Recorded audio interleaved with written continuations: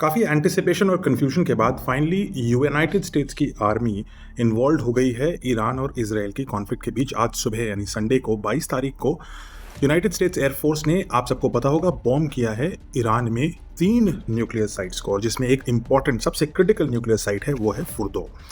अब फुर्दो की जो साइट है वो तेहरान से ज़्यादा दूर नहीं है, लेकिन इंटरेस्टिंग बात ये थी कि ये जो न्यूक्लियर साइट है इसको ऐसा माना जाता था कि इसका डिफेंस इतना स्ट्रांग है कि इसको अटैक करना लगभग नामुमकिन है। ऐसा इसलिए क्योंकि ये जो फुर्दो की न्यूक्लियर सेंट्रीफ्यूज और प्योरिफिकेशन की साइट थी, ये ज़मीन से लगभग 300 फीट नीचे गहराई पर स्थित थी। इसके ऊपर पहाड़ी थी, स्टील की प्लेट्स लगी थी, कॉन्क्रीट लगी थी, और इसलिए इसको किसी भी रूप से पेनिट्रेट करके डिस्ट्रॉय करना इम्पॉसिबल था, सिवाय एक आर्मी के लिए, और वो थी यूनाइटेड स्टेट्स की आर्मी। और सिर्फ एक ही ऐसा बॉम्ब था जो उसको डिस्ट्रॉय कर सकता था, और वो बॉम्ब है GBU-57। इसे मैसिव ऑर्डिनेंस पेनिट्रेटर यानी MOP के नाम से भी जाना जाता है। तो क्या इंटरेस्टिंग है इसके बारे में, पहली बात तो ये है कि 15,000 किलोग्राम का एक बम होता है ये, और हर एक साइड पे मिनिमम 2 बम डाले जाते हैं। और इस 15,000 किलोग्राम के बॉम्ब को ले जाने वाला सिर्फ एक ही बॉम्बर है पूरी दुनिया में US आर्मी के पास, और वो है B-2 stealth bomber. B-2 stealth bomber, एक सिंगल बॉम्बर का कॉस्ट लगभग 20,000 करोड़ रुपए है। यानी इसे अगर हम तेजस से कंपेयर करें तो तेजस के मुकाबले ये 40 गुना ज़्यादा महंगा है। इस बॉम्बर की खासियत यह है कि ये बिना किसी रिफ्यूलिंग के 11,000 किलोमीटर लगातार हो सकता है। इसमें 2 पायलट उड़ाते हैं इसको, और उनके सोने की व्यवस्था होती है, और कई बार 2 शिफ्ट के पायलट इसके साथ चलते हैं।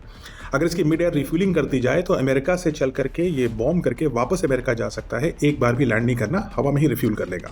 अब जिस बॉम्ब का इस्तेमाल किया GBU-57, वो 2 बार डाला जाता है एक ही स्पॉट पे। पहले बॉम्ब से एक गहरा गड्ढा हो जाता है जिसका डायमीटर लगभग 80 फीट होता है, और इस काफ़ी गहराई तक, करीब 150 फीट की गहराई तक ये जाकर के गड्ढा कर देता है। दूसरा बॉम्ब एग्जैक्टली उसी पॉइंट पे डाला जाता है जहां पहले बॉम्ब ने गड्ढा किया, और ये जो बॉम्ब होता है ये असल में डैमेज करता है कोई भी अंडरग्राउंड बंकर को। फुर्दो के साथ साथ 2 और साइट्स पे भी डैमेज किया गया, और वहां पर भी बॉम्ब्स डिप्लॉय किए गए। वो 2 साइट्स हैं नतान्ज और इस्फहान। नतान्ज पे इसराइल ने भी बॉम्बिंग करी है।